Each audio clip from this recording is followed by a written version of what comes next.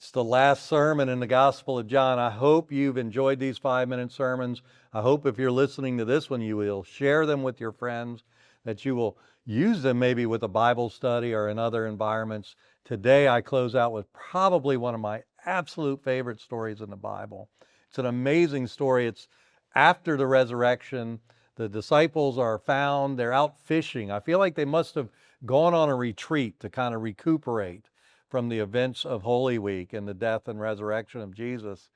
And they're out there fishing on the boat, and it tells us that they're on the boat and Jesus shows up on the shore unannounced. And Peter gets up out of the boat and just jumps into the water. And he swims to shore to get with Jesus. And in this story, you can imagine there's Jesus by the campfire, Peter wet, drying off. Jesus hands him a plate of fresh cooked fish for breakfast. And two friends, a man and his Savior, have a very personal moment. And they haven't done this yet, but you know when you fail as spectacularly as Peter did, you have to talk about it.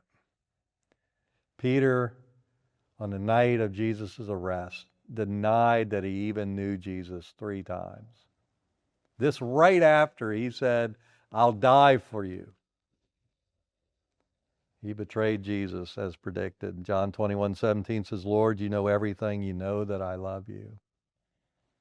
And I absolutely believe on that beach on that day, Jesus knew that Peter loved him.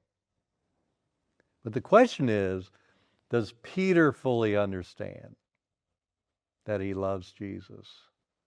Does he fully understand who he is in this moment? He stands face to face with his risen Lord, and they have a confrontation of sorts. And it's a great reminder, friend, and maybe you need to hear this today. Failure is never the end. We fail, sometimes all too often. But God can always redeem our failure. Remember that doctrine concurrence we talked about. We can do things, even evil things, and God can use them to do amazingly good things.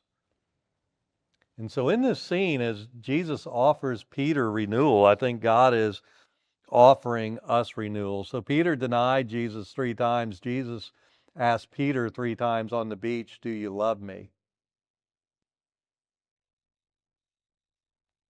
Each time, Peter hesitates.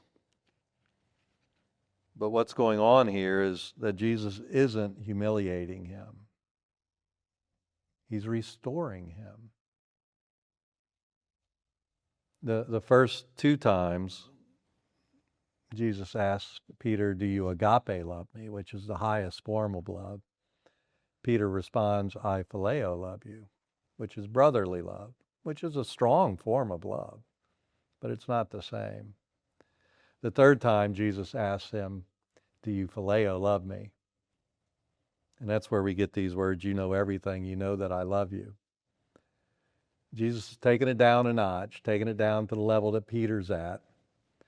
That's how Jesus works with humanity in general. He's willing to come down to our level, both literally and figuratively. He restores Peter, but even then he challenges him to a higher love. And that's a point for all of us to understand that love comes before ministry. Love comes before we act. Love comes before we serve.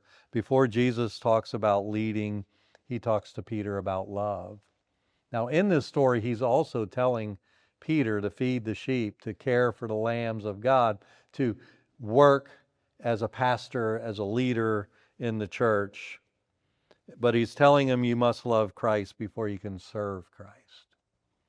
So I don't know if you have a ministry, if you've been called into some kind of action in the church. Maybe you just have a desire to lead. But no one can lead until they love.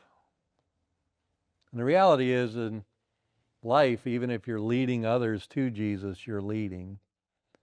And so you need to learn to love others so that you lead them. But notice here that restored people have a mission, that all of us who have been redeemed have this mission to share the gospel.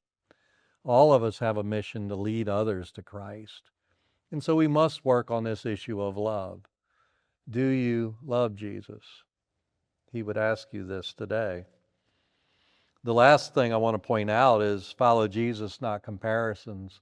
So at the end of the story, Peter looks at John and he looks to Jesus and says, "What about him?" And Jesus tells him, "Don't look at him. Look at me." One of the great dangers we face in life is the comparison trap. We want to compare ourselves to other. I'm doing better than so-and-so. I'm doing worse than such and such. Jesus says, don't do that. Just look at me. Just follow me. Just stay on target. Just continue serving. Live the way he lived. Live the way of love. And you'll find his will. Go where Christ leads us. Avoid the trap of comparing to others. Leave behind your failures and embrace the love of God. And you will have great joy. Friend, I hope to see you around. God bless.